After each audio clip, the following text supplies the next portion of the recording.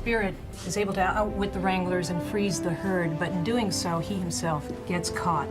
The filmmaker's journey to bring Spirit to life began over 4 years ago with a decision to make a different kind of animated film, an unprecedented blending of hand-drawn animation with 3D computer animation, creating the most technically complex animated movie made to date. This is, as far as I'm concerned, a redesign, a rebuild, and a reinvention of traditional animation. The goal for this movie was to create a film that uses what is unique about traditional animation, but creates a world and an environment that audiences now expect and have seen in 3D movies. And I believe that marrying the best of those two worlds together will create a new kind of animation. It's not traditional anymore. It's not digital. So I've been calling it tradigital.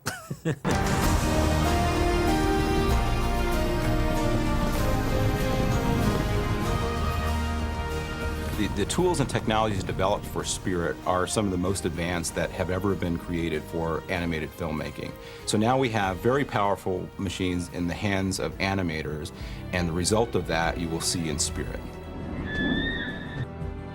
Spirit's homeland is revealed in a breathtaking, groundbreaking opening sequence. A single, continuous 3-minute shot that redefines the artistic and technical capabilities of animation. From a technical standpoint, it's got it all.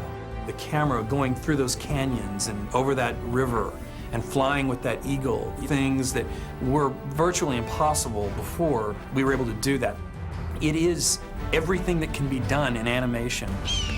We actually spent almost 9 months just designing the camera move for the shop. There's no cuts, nothing to bring you out of that world, where we fly through all of the major landmarks and places of nature within the Wild West. And almost all of the environments are done using 3D techniques. But then we've integrated 2D characters and other elements into it to make you feel like they're all part of the same world. When you see Spirit running with his herd, and they go up onto this bluff, and the camera does this 360-degree camera move around Spirit. Some of that is computer generated and seamlessly moves into James Baxter's animation. I really challenge people to be able to point out where that happens.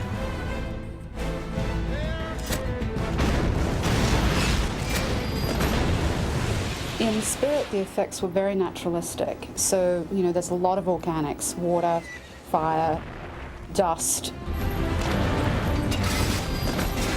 So most of our work was creating natural phenomenon, mist, snow, star twinkles. It just adds a little bit to the traditionally drawn animation. One of the dramatic high points of the film is a sequence we call Saving Rain. Both of the main characters are swept down river rapids, while the characters in the sequence are hand-drawn traditionally. A lot of the environments and the effects are produced using digital techniques and then maybe integrated with additional 2D work as well. This is another traditionally drawn effects animation of kind of like a splash from the top down, and that's actually what we use to get all this real soft-looking foam on the surface. And in order to kind of pull the audience into that, we took a cinematography style, which is very kind of live action. We used all digital sets so that we could get in there and move through them in a three-dimensional way and try to put the camera right down on the water like the whole thing was being shot by a raft that's floating down the river with them. So it's all has a kind of a handheld feel to it. It's all very dramatic.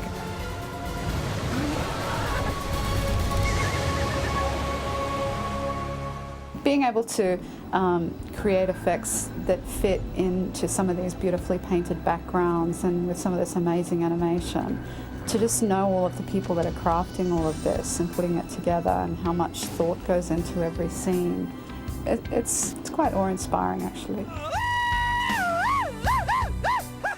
Spirit presented other challenges to the filmmakers, such as realistically rendering the complex movements of a horse. Animating Spirit is the most difficult animation assignment ever given. There's nothing more difficult than to animate a horse. And, you know, we are very, very lucky here at DreamWorks that we have one of the greatest animators working today, James Baxter. It was quite daunting at the beginning because when I first started to draw horses, I suddenly realized how little I knew. So we went to experts, anatomy experts, anything that we could get our hands on to figure out what makes these animals work.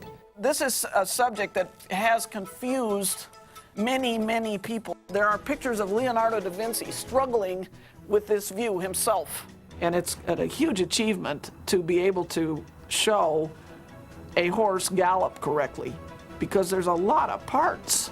Every frame and every cell in the animation has to be separately handled, and there's a neck, and there's a head, and there's a flying mane, and there's 2 ears, and there's 4 legs.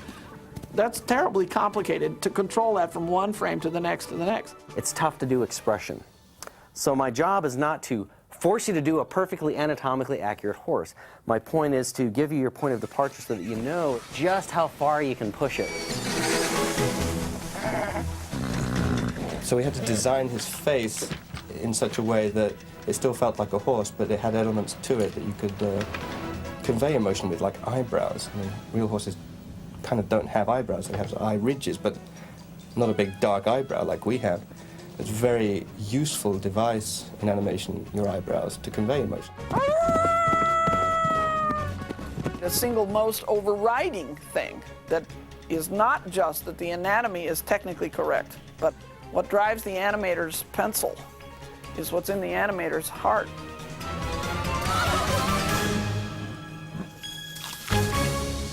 There is nothing that takes the place of what happens when an artist, an animator, gives life to a character with a pencil onto a piece of paper. There's nothing else like it in the world. It has so much emotion, so much personality. Computers can't do that, not yet.